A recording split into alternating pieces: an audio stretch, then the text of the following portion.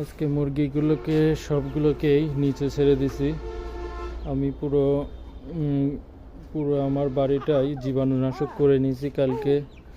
তো আজকে যেহেতু প্রচুর রোদ ছিল, তো সবগুলো মুরগিকেই আমি নিচে ছেড়ে দিছি। উপরে ছোট বড় মুরগিগুলো খুব ঠকাঠকি করতেছিল, সেজন্য নিচে ছেড়ে দিছি।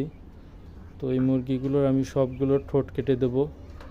তো ইনশাল্লাহ এই মুরগিগুলো যেহেতু রেখে দিছি, তো যতগুলি থাকবে, আর যদি না থাকে সেক্ষেত্রে দুই একটা বিক্রি করে দিতেও পারি। তো আমার এই যে টাইগার মুরগিগুলো, এইগুলি তো রেখে দিয়ে প্যারেন্টস করার উদ্দেশ্যেই রেখে দেওয়া, তো সেই জন্য ভ্যাকসিনও করা হয়েছে 2টা। তো যাই হোক, মুরগিগুলো মাশাল্লাহ এখনও সুস্থ আছে। 25টা রাখার ভিতরে 24টা আছে। একটা বাচ্চার একটু প্রবলেম ছিল, তো ওটাকে আমি জবাই করে ফেলেছি।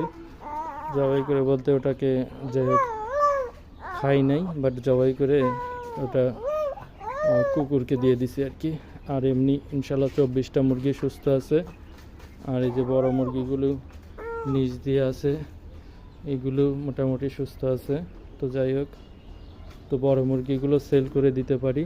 আর বাকি যে মুরগিগুলো আছে এইগুলিকে আমি ঠোঁট কেটে দেবো, সবগুলিকেই ঠোঁট কেটে দেবো, ঠোঁট কেটে রেখে দিই। কারণ ঠোকাঠুকিটা বেশি করতেছে, তো সেজন্যই ঠোঁট কেটে দেওয়া। তো সন্ধ্যার দিকে ঠোঁট কেটে এই ভিতরে উঠিয়ে দেবো, তারপরে আর ইনশাল্লাহ নামাবো না। এই যে সেই জন্য এখানে ফ্যান লাগাই দিছি, ফ্যানটা আছে। হ্যাঁ।